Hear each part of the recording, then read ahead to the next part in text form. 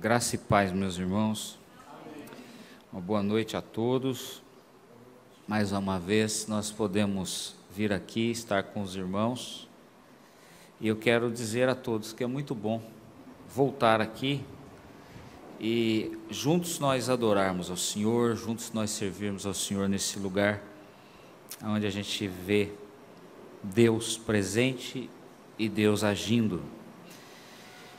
Eu vinha conversando com o presbítero Josafá e a gente lembrando de algumas pessoas e a gente falando de algumas pessoas e algumas pessoas realmente que eu nem me lembrava há anos, que a gente terminamos de falar até por aqui, no púlpito aqui.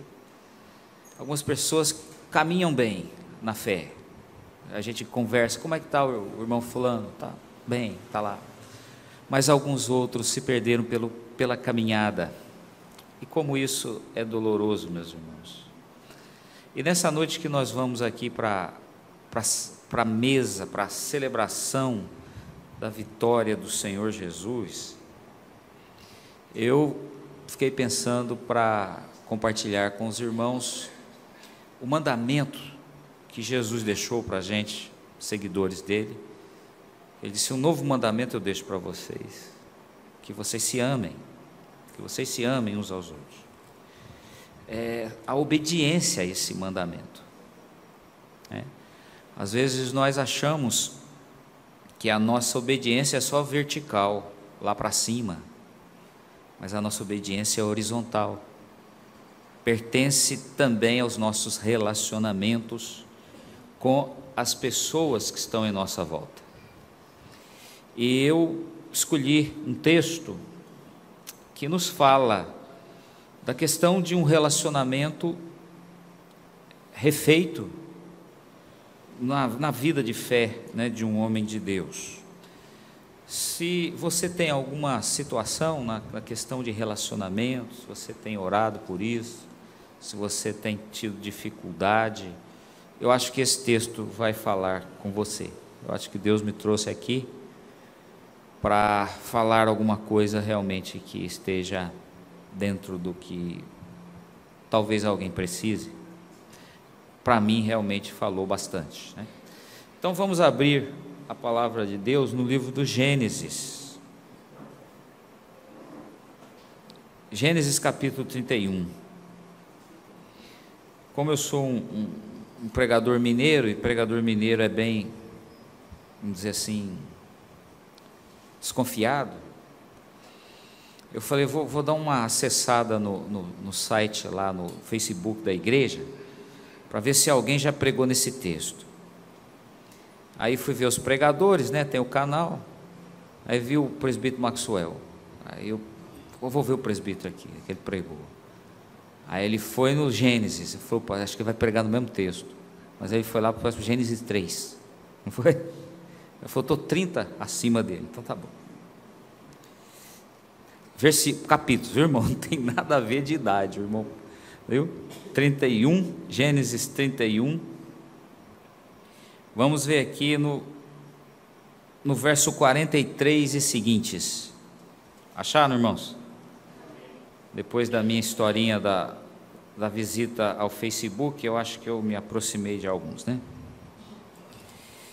Diz assim o versículo 43, Gênesis 31. Então respondeu Labão a Jacó: as filhas são minhas filhas, os filhos são meus filhos, os rebanhos são meus rebanhos, e tudo que vês é meu. Que posso fazer hoje a estas minhas filhas ou aos filhos que elas deram à luz? Vem, pois, e façamos aliança, eu e tu, que sirva de testemunho entre mim e ti. Então Jacó tomou a pedra e a erigiu por coluna, e disse a seus irmãos: ajuntai pedras. Tomaram pedras e fizeram um montão, ao lado do qual comeram. Chamou-lhe Labão Jegar-Saaduta, Jacó, porém, lhe chamou Galeed. E disse Labão: seja hoje esse montão por testemunha entre mim e ti, e por isso lhe chamou Galeed. E Mispá, pois disse: vigie o Senhor entre mim e ti, e nos julgue quando estivermos separados um do outro. Se maltratares as minhas filhas e tomares outras mulheres além delas, não estando ninguém conosco, atenta que Deus é testemunha entre mim e ti. Disse mais Labão a Jacó: eis aqui esse montão e essa coluna que levantei entre mim e ti. Seja o montão testemunha e seja a coluna testemunha, de que para mal não passarei o montão para lá, e tu não passarás o montão e a coluna para cá. O Deus de Abraão e o Deus de Naor, o Deus do pai deles, julgue entre nós. E jurou Jacó pelo temor de Isaque seu pai. E ofereceu Jacó um sacrifício na montanha, e convidou os seus irmãos para comerem pão. Comeram pão e passaram a noite na montanha. Tendo-se levantado Labão pela madrugada, beijou seus filhos e suas filhas e os abençoou, e partindo voltou para a sua casa. Capítulo 32, versos 1 a 5. Também Jacó seguiu o seu caminho, e anjos de Deus lhe saíram a encontrá-lo. Quando os viu, disse: este é o acampamento de Deus, e chamou aquele lugar Manaim. Então Jacó enviou mensageiros adiante de si a Esaú, seu irmão, a terra de Seir, território de Edom, e lhes ordenou: assim falareis a meu senhor Esaú: teu servo Jacó manda dizer isto: como peregrino morei com Labão, em cuja companhia fiquei até agora. Tenho bois, jumentos, rebanhos, servos e servas. Mando comunicá-lo a meu senhor, para lograr mercê à sua presença. Até aqui. Nós vamos falar sobre o poder da reconciliação. Se nós formos dar um tema para a nossa mensagem, é sobre isso: o poder da reconciliação. Vamos mais uma vez buscar ao Senhor? Nosso Pai querido, soberano Rei do Universo, nós te louvamos, nós te adoramos e nós te agradecemos, Pai, por estar aqui com o privilégio de abrirmos a palavra santa do Senhor e pararmos entregando-te os nossos corpos para ouvir-te, Senhor, falando conosco. Obrigado porque o Senhor se digna em usar a minha voz para que a tua palavra faça aquilo o que o Senhor enviar. Obrigado, Pai, pela existência do teu povo nesse lugar e por tudo que o Senhor tem feito aqui. Nós nos humilhamos e nos rendemos debaixo da tua poderosa mão. Pedimos que o Senhor nos dê entendimento e que o Senhor nos dê luz, de forma que os nossos olhos se abram para nós contemplarmos o reino, contemplarmos a tua majestade, a tua graça em Jesus Cristo, contemplarmos o verbo que se encarnou falando ao nosso coração, por meio da fé, Senhor, através desse texto, através dessa mensagem. Nós reconhecemos que sem ti somos incapazes, tanto de ouvir o Senhor, como de falarmos da parte do Senhor. Entregamos nossas vidas nas tuas mãos e pedimos que para a tua glória, Jesus Cristo seja honrado e engrandecido, e como o teu profeta Jesus Cristo fale à tua igreja, e que nós tenhamos ouvidos para ouvir, Senhor. E assim nós te pedimos e agradecemos. No nome de Jesus. Amém. Meus irmãos, o eminente teólogo, pastor, conselheiro, Jay Adams, ele pesquisou de uma forma muito intensa sobre os problemas dos relacionamentos interpessoais entre os crentes nos Estados Unidos. E a conclusão da pesquisa de Jay Adams foi a seguinte: 40% das perturbações psiquiátricas são geradas por emoções mal resolvidas, como culpa e rejeição. E ele concluiu que lidar com pecados cometidos deve ser de forma direta. Ele também concluiu que lidar com a culpa na consciência é necessário para que haja uma restauração dos crentes do poço da amargura e do ressentimento. Então, nessa pesquisa, que foi feita já nesse século, Adams nos mostra quão sério e quão prejudicial são os problemas de relacionamento na vida dos crentes. Principalmente porque problemas de relacionamentos trazem doenças emocionais, doenças psicológicas e até doenças mentais. Esse texto que nós acabamos de ler aqui no livro de Gênesis, ele narra para nós uma resolução de um problema de relacionamento que existia na vida de Jacó, um dos patriarcas de Israel, e do seu sogro, que também era seu tio por parte de mãe, Labão. E também mostra para nós que depois que Jacó resolveu esse problema de relacionamento com seu tio e sogro, ele busca resolver um outro problema de relacionamento que ele tinha com seu irmão Esaú. Quando nós olhamos para a vida de Jacó, e o contexto aqui do livro de Gênesis, é quando Deus está dando riquezas para Jacó e proporcionando que Jacó voltasse para a terra de Canaã para assumir a promessa que Deus houvera feito. Jacó é um dos filhos da promessa. Jacó é um neto de Abraão, da promessa que Deus fez a Abraão.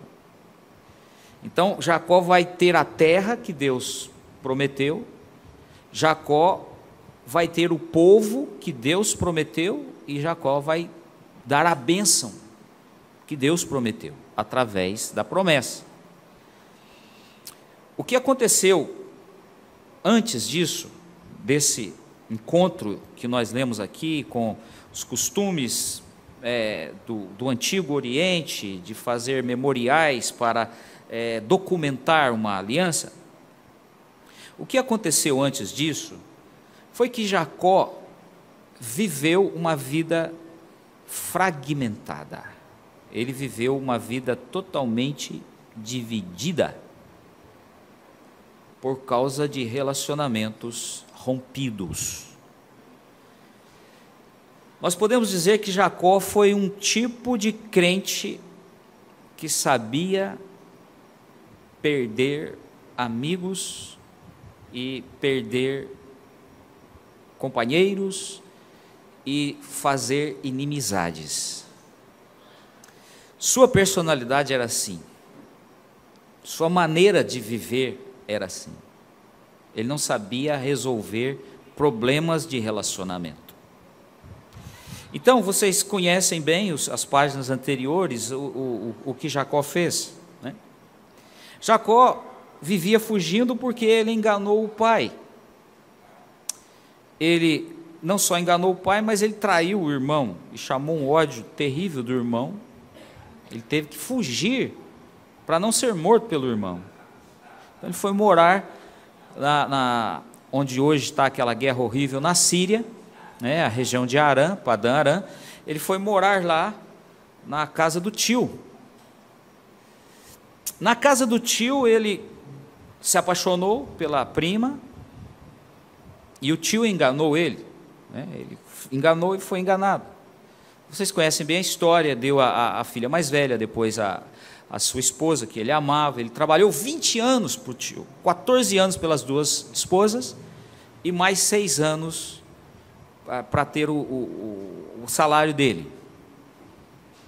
E depois desses 20 anos, ele já não tinha um bom relacionamento com o tio, os próprios primos, os irmãos, né, das esposas dele, já não suportavam mais, o tinham como um malandro, e o tio também não aguentava a esperteza dele, e a situação era muito tensa entre Jacó e o seu sogro.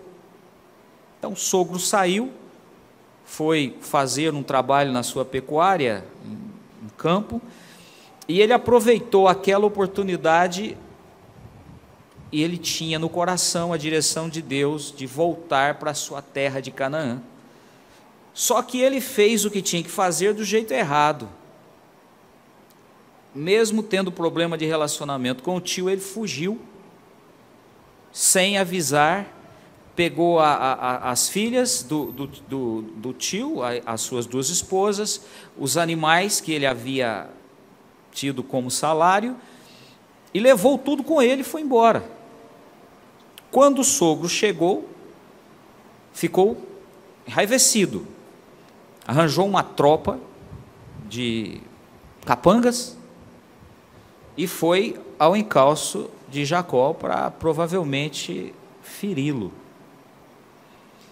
Mas no meio da viagem, quando ele estava chegando no acampamento onde Jacó estava, Deus falou com ele num sonho. Disse: não toque nesse homem,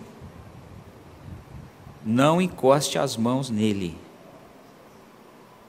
E então Labão se encontra com Jacó, e é esse aqui o texto que nós lemos, e ele propõe a Jacó uma aliança. Está aí no verso 24, melhor, 44, né? Façamos aliança. Jacó era um crente, Jacó era um filho da promessa, mas Jacó era um crente que procurava caminhar na vida não de acordo com os propósitos de Deus, mas ele procurava resolver as coisas da sua maneira, do seu jeito. Era mais um homem que autocaminhava na vida, era um crente, não que estava seguindo o seu bom pastor, mas era um crente que era o seu próprio pastor, e isso fez com que ele chamasse sérios problemas e sérias complicações para a sua vida, porque ele não vivia nos propósitos que Deus tinha para ele. E ele carregava sobre ele um peso, ele carregava sobre ele uma culpa, ele tinha uma sobrecarga muito grande por causa de relacionamentos rompidos. Então essa narrativa que nós lemos aqui, esses versículos de Gênesis 31 e 32, está mostrando para nós o encontro de Jacó, que está em fuga, e um processo de reconciliação de um homem que veio buscar isso com ele, do seu próprio sogro ofendido, mas que veio buscar se reconciliar com Jacó. O fato é que Jacó está fugindo da convivência. Jacó, por causa do problema de relacionamento, ele foge da resolução. Ele está sendo perseguido e ele é encontrado pelo sogro, obviamente porque ele não quer resolver o problema mais difícil que uma pessoa pode resolver, que se chama lutar consigo mesmo, lutar com o seu próprio coração. Por isso é que ele foge do problema, por isso é que ele não consegue sair certo da casa do seu sogro. Ele está indo para onde Deus quer que ele vá, mas ele está indo do jeito errado. Então Deus intervém, Deus conserta, e o Labão vai procurar reatar o relacionamento, e o Labão vai então buscar refazer a amizade. Façamos aliança. Está aí no verso 44. Seria o verso-chave desse texto todo aqui. Façamos aliança. Um reatamento da amizade. Um rompimento com a inimizade. É um recomeço para uma nova parceria, para uma nova cumplicidade. Então, o que está aqui para nós entendermos é uma chamada para reatar, para buscar novamente aquilo que foi perdido, mesmo odiando a traição, mesmo odiando o engano, o homem foi buscar reconciliação, Jacó aceitou, e o incrível é que aquilo trouxe para Jacó uma lição muito profunda. Quando o seu sogro vem a ele, mesmo ofendido, e diz: olha, vamos fazer aliança, ele então vai ao seu irmão, que ele sabia que o seu irmão era muito ofendido com ele, e ele vai procurar fazer uma reconciliação com o seu irmão. Então nós vemos aqui que uma reconciliação trouxe para Jacó a busca de uma nova reconciliação. Foi isso aqui que nós lemos no capítulo 32 até os versos 5. Então, meus irmãos, da mesma forma como operou na vida de Jacó, a reconciliação, ela opera com poder na vida dos filhos de Deus. A reconciliação é um grande exercício de poder na vida de um filho de Deus. Por isso nós, como crentes em Jesus Cristo, nós devemos aceitar pedidos de reconciliação, e nós devemos de propor reconciliação com pessoas as quais nós ofendemos. Quando isso acontece na nossa vida, nós temos operando em nós um grande poder de Deus. Então, talvez você esteja me falando: mas ele está aí falando do texto, onde é que está isso? Como é que a reconciliação pode empoderar um crente? Como é que a reconciliação pode trazer poder na vida de um filho de Deus? Eu quero que você me mostre aí, pastor.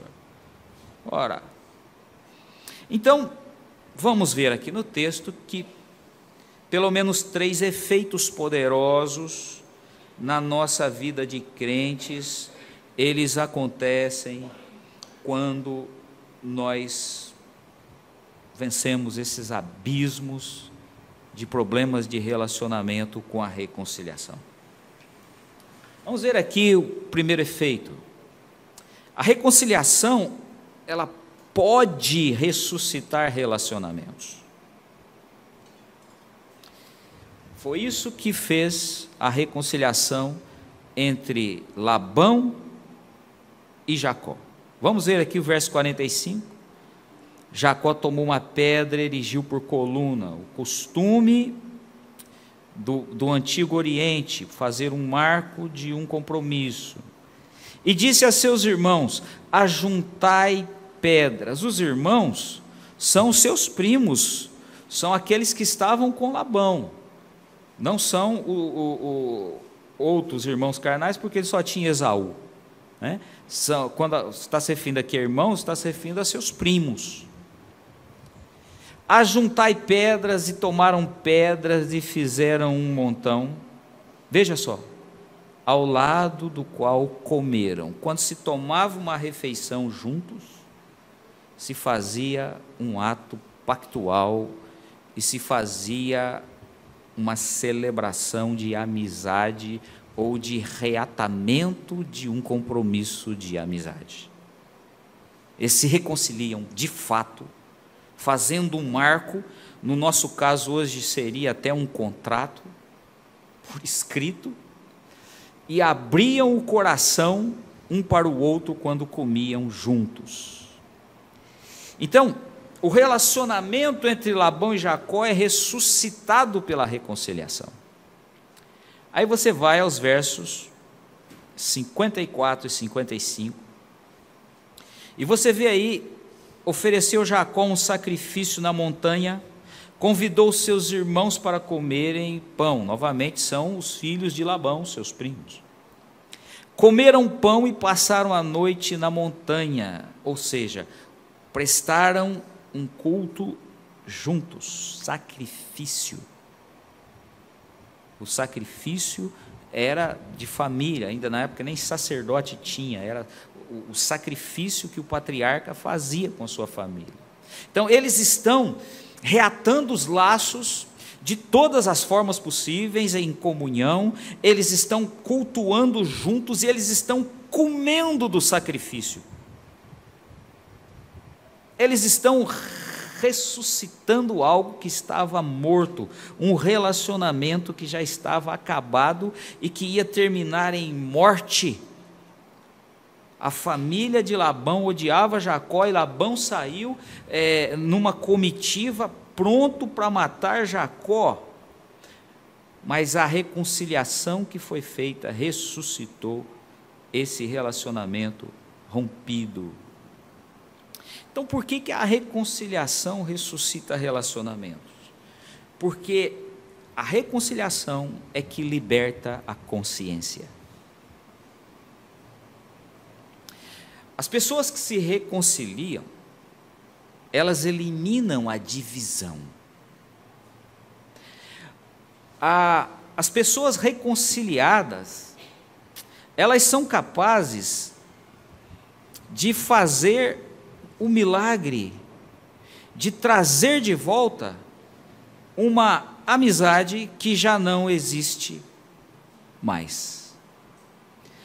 As pessoas que se reconciliam, elas não precisam mudar radicalmente de lugar. As pessoas mudam de um lugar para outro por várias razões, mas existe um motivo de mudança de lugar, quando a pessoa não consegue resolver um problema de relacionamento, e quando ela não aguenta mais estar do lado de uma pessoa que ela matou no seu coração, e ela vê aquela pessoa viva, presente e agente diante dela, então ela resolve mudar radicalmente o seu espaço. Ela sai daquela região, ela sai daquela cidade, ela sai daquela repartição, ela sai daquela igreja. Por quê? Porque ela não quer resolver o problema de relacionamento. E as pessoas que reconciliam, elas não carregam mais na sua consciência esse fantasma da guerra. Pessoas que estão no problema de relacionamento, essas pessoas estão sempre armadas, essas pessoas estão sempre prontas a um revide, essas pessoas estão sempre prontas a esperarem ser atacadas.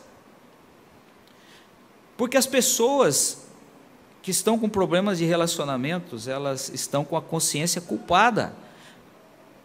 Mas as pessoas que reconciliaram, elas estão livres dessa consciência culpada. A consciência culpada é a pior prisão que existe para um ser humano. A mente carregando aqueles terrores não consegue se libertar, a pessoa não consegue fugir dos seus pensamentos, porque há um problema de relacionamento. Mas quando a reconciliação opera, há uma cura, há uma ressuscitação do relacionamento por causa da libertação da consciência. O filósofo Platão disse que a alma culpada correrá inconscientemente para o seu juiz. Mas mais autoridade que a filosofia tem Jesus, o Verbo de Deus encarnado. E sabe o que é que Jesus disse? entra em acordo sem demora com o teu adversário enquanto estás com ele a caminho, para que o adversário não te entregue ao juiz e sejas recolhido à prisão. Palavras que o evangelista Mateus registrou no capítulo 5, verso 25 do seu evangelho. Em outras palavras, Jesus disse: se reconcilie com as pessoas, porque senão a tua consciência culpada vai te aprisionar de tal forma que você não vai ter para onde correr, você vai ter que se ver com Deus. Aí eu estava preparando essa mensagem, eu estava olhando lá para a minha casa, graças ao bom Deus, nós lavamos roupa suja lá em casa, pela graça de Deus, não é que a gente não tem problema não, mas a gente lava a roupa suja lá. Mas meu filho arranjou uma gata, deu na cabeça dele de arranjar uma gata, e a gata lá em casa, a gente mora num apartamento, aquele bicho esperto, ele voa em cima de tudo, e a gente fica meio apavorado, como é que a gata... Aí eu prendi a gata na varanda do apartamento e fechei a porta de vidro, né? Eu falei, você vai dormir aí, senão ela vai derrubar a casa.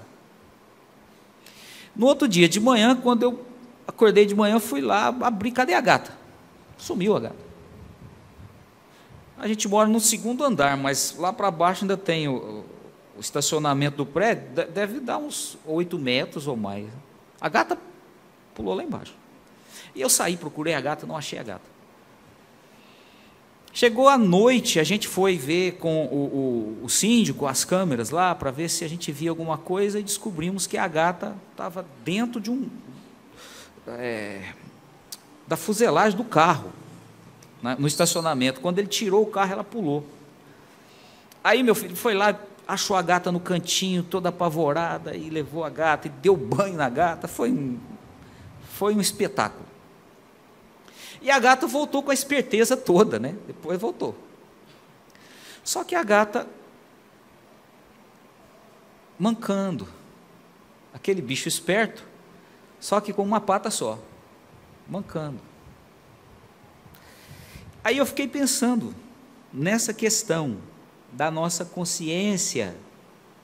Quando a gente quer ignorar certos problemas de relacionamento, quando a gente luta para não perdoar pessoas, a gente fica como quem tem um osso quebrado e mal cicatrizado aqui dentro. A gente carrega a dor, a gente carrega o fragmento, aonde a gente vai. Nós podemos mudar de lugar para lugar, de cidade para cidade, de igreja para igreja, seja o que for, mas a consciência presa com o problema de relacionamento não liberta a gente do trauma. O que cura é a reconciliação. E quando a gente se reconcilia, vem o poder para a gente ressuscitar algo dentro de nós e também com a pessoa que nós tivemos problema. A reconciliação, ela tem o poder de ressuscitar relacionamentos. Ela liberta a consciência. Há um segundo efeito. A reconciliação, ela pode purificar o viver.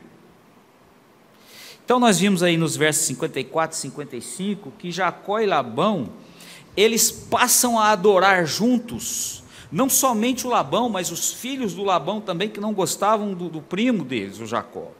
Eles passaram a adorar juntos, eles passaram a ter comunhão juntos, o relacionamento reatado trouxe uma vida mais limpa, mais pura.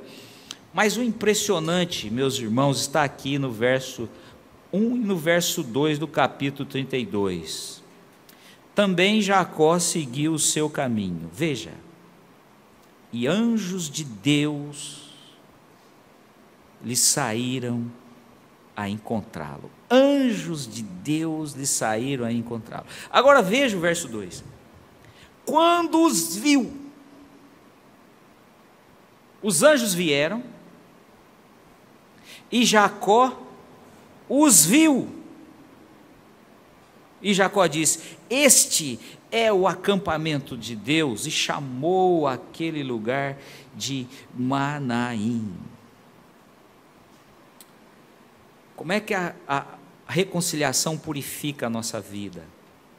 Ela leva a gente à presença de Deus com mais intensidade.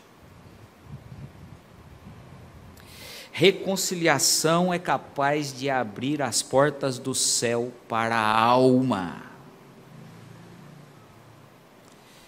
Quando alguém assume a postura de estar reconciliado com o seu próximo, a sua alma, seu espírito, abre portas para a ação do céu.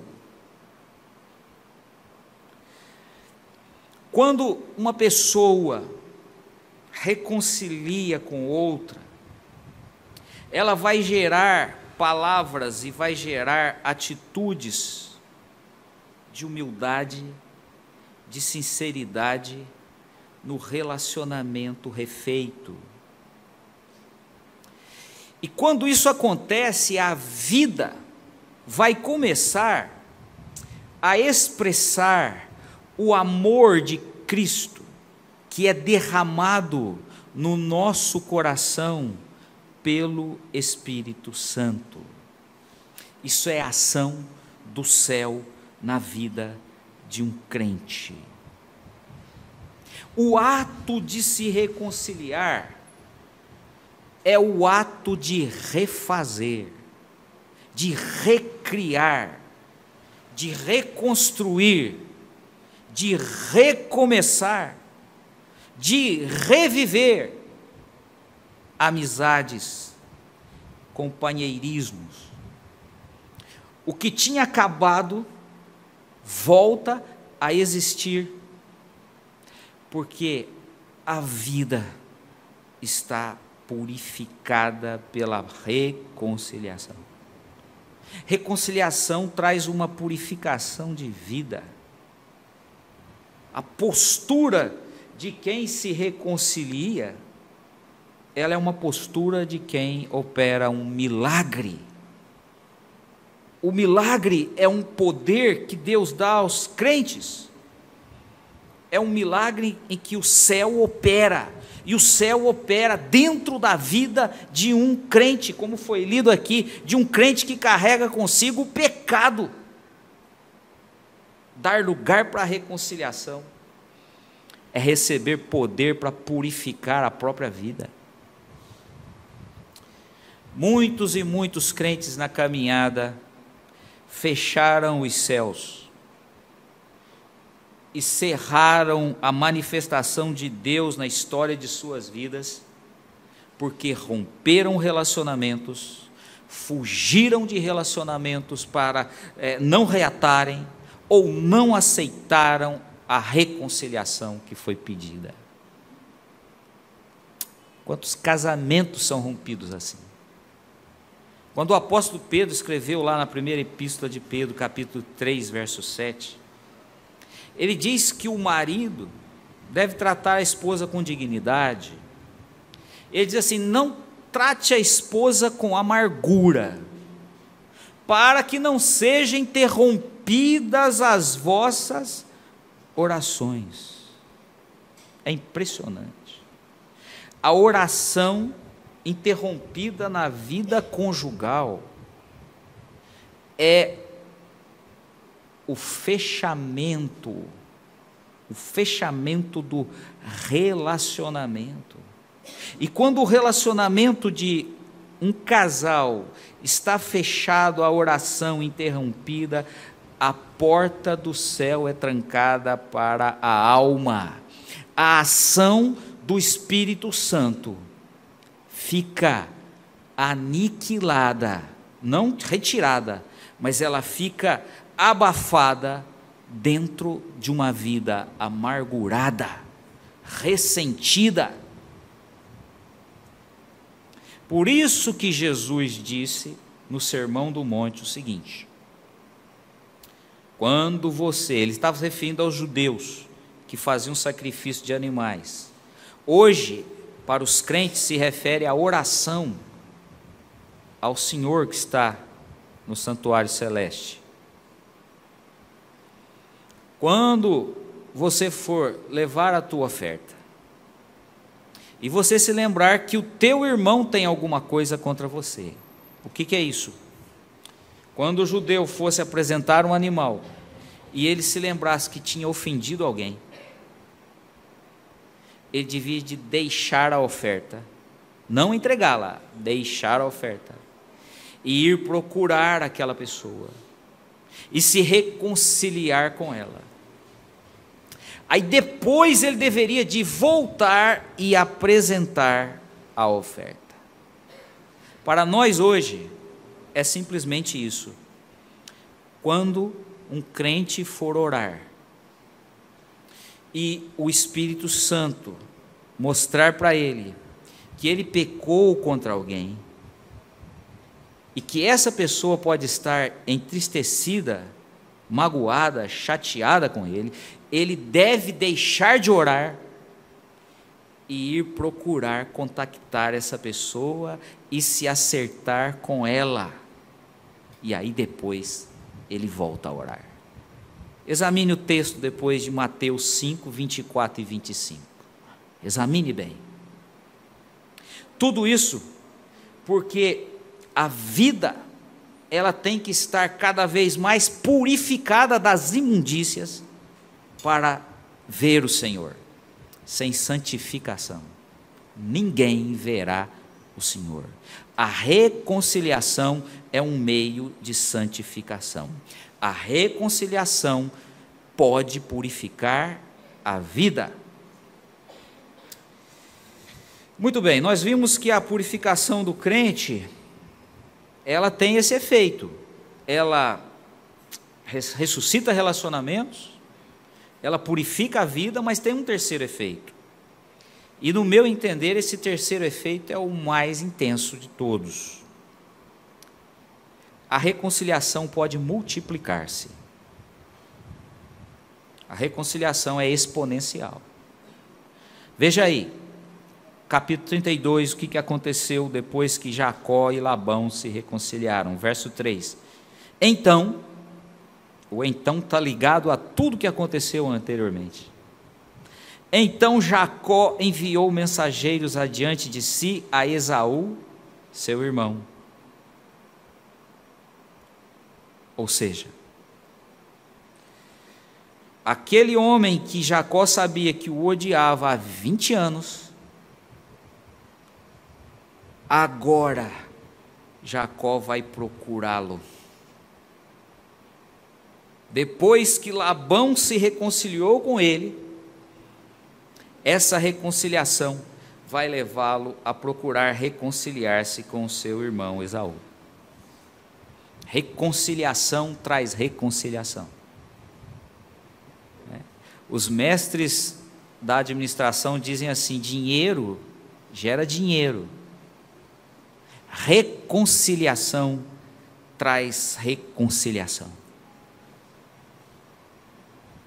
Da mesma forma que maçã, um pé de maçã vai gerar maçã, que um pé de laranja vai gerar laranja, a reconciliação, o perdão, a aceitação das desculpas, vai levar alguém a fazer o mesmo, a procurar perdão e a procurar se retratar. Agora, não pense que é de uma hora para outra.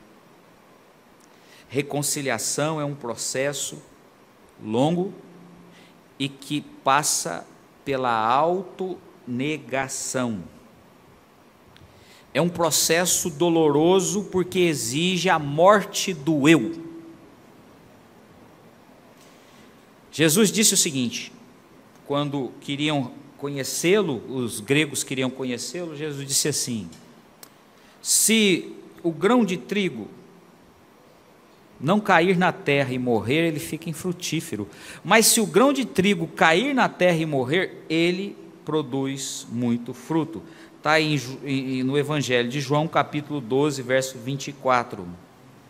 Sabe o que Jesus está falando? Que o crente tem que lutar para vencer a si mesmo.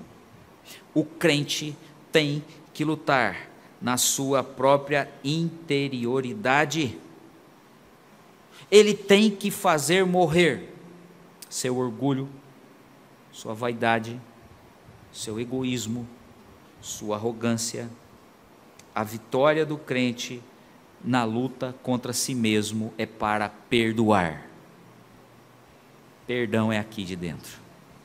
Ninguém vai se reconciliar sem perdão. A pessoa tem que perdoar-se a si mesmo quando ela peca contra outro. Ela tem que se perdoar.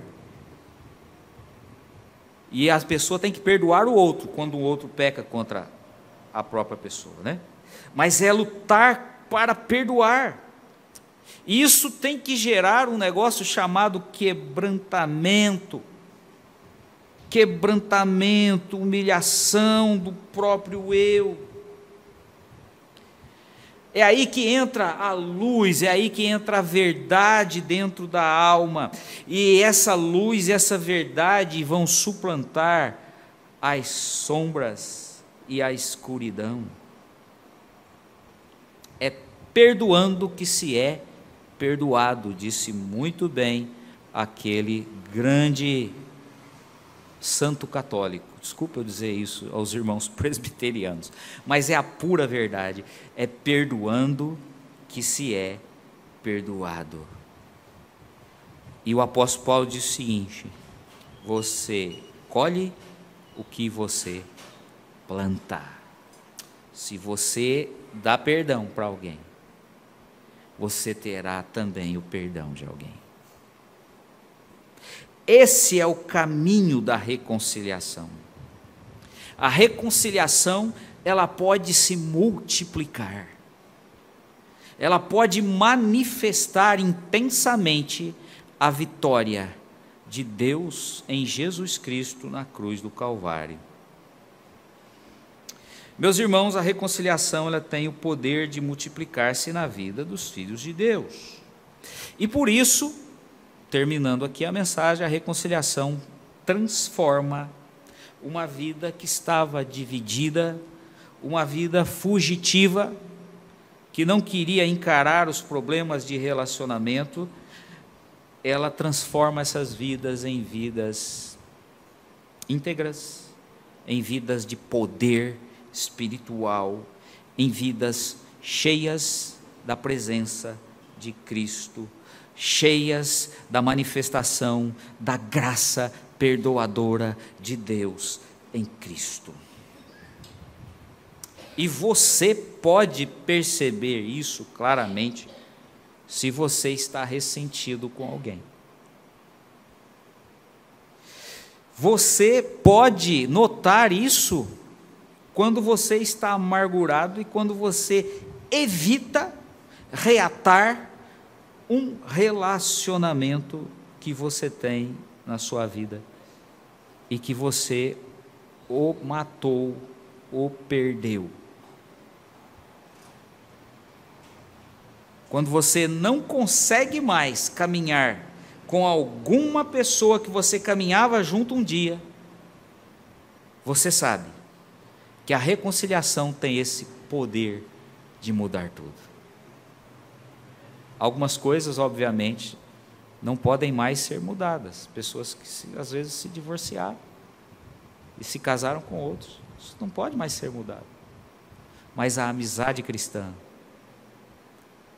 a amizade pessoal, o respeito, o carinho, o cuidado, a atenção, isso pode voltar. Ou seja, todos nós, a começar em mim, mas mova-se. Mova-se. Labão se moveu e foi se reconciliar. Jacó se moveu até Esaú e foi se reconciliar. É um ato unilateral. Tem que partir de você. Você tem que tomar a iniciativa da reconciliação.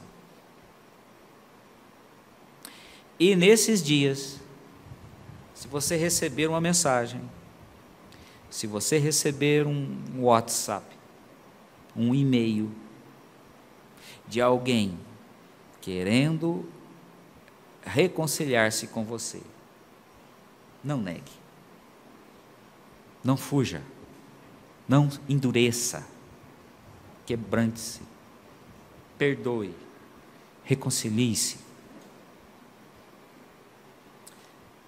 Uma das coisas mais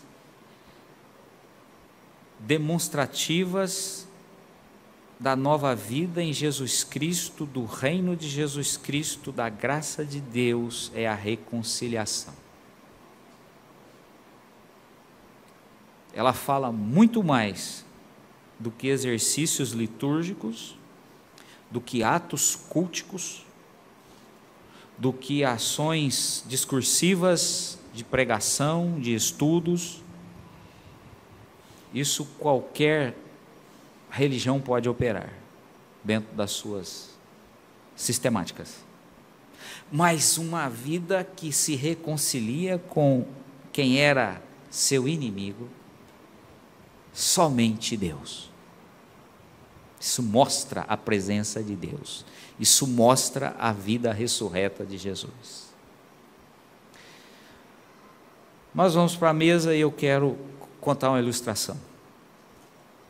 Certo pregador terminou as suas conferências numa cidade, isso há muitos anos atrás, nos Estados Unidos, e ele entrou no trem de volta para sua casa. O vagão do trem estava quase que vazio, e ele começou a observar as pessoas, e lá no vagão do trem estava um jovem, e o jovem bastante inquieto.